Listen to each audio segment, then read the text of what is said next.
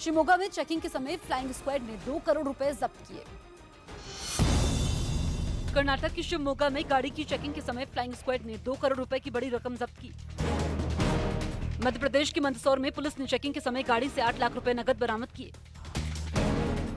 UP की मथुरा में होली खेलने के बाद तालाब में नहाने गए 3 बच्चों की पानी में डूबने से मौत हो गई।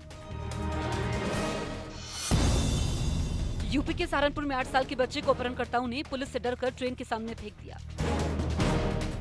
यूपी के बहराइच में पुलिस ने 5 साल से फरार नेपाली माओवादी कमांडर को गिरफ्त में ले लिया। यूपी के आगरा में बीजेपी ने सांसद रामशंकर कठेरिया का टिकट काटकर प्रदेश सरकार के मंत्री एसपी सिंह बघेल को दिया। शरद पवार के बाद एनसीपी के एक और नेता और गुजरात के पूर्व मुख्यमंत्री शंकर सिंह वाघेला ने चुनावी मैदान में न उतरने की घोषणा की। अमेरिका के जश्न के समय पैराशूट के सहारे आसमान से छलांग लगाते स्काई डाइवर्स की लाइव तस्वीर ने इंटरनेट पर धूम मचा दी। बिहार के मुंगेर में होली खेलने के विवाद को लेकर जमालपुर विधानसभा के एलजेपी प्रत्याशी के बेटे को बेरहमी से पीटकर घायल कर दिया।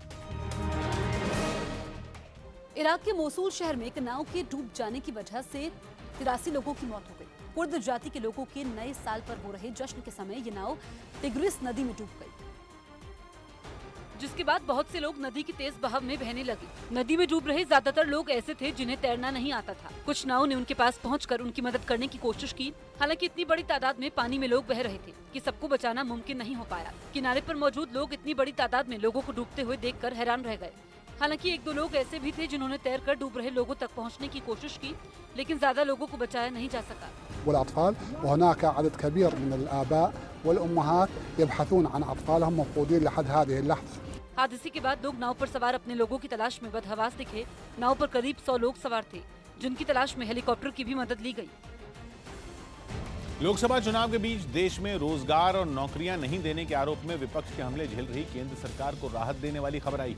सरकार ने रोजगार के आंकड़ों पर आई एक प्राइवेट एजेंसी की रिपोर्ट के बाद विपक्ष के आरोपों को बेबुनियाद करार दिया और पिछले 5 साल में आईटी क्षेत्र में लाखों नई नौकरियां दिए जाने का दावा कर दिया। मोदी जी की सरकार में अर्थनीति के विकास, आर्थिक विकास और इंफ्रास्ट्रक्चर डेवलपमेंट के साथ साथ आईटी के क्षेत्र में भी बहुत विकास हुआ है और आज डिजिटल इंडिया एक मास मूवमेंट बन गया है और लाखों की संख्या में लोगों को रोजगार मिला है, नौकरियां मिली हैं। सरकार ने इसी रिपोर्ट के हवाले से आईटी सेक्टर में लगभग 80% निवेश बढ़ने का दावा भी किया, जबकि सरकार के दावे के ठीक उलट कांग्रेस अध्यक्ष राहुल गांधी ने भी एक दूसरी रिपोर्ट का जिक्र करते हुए सरकार पर कम नौकरियां देने का आरोप लगाया।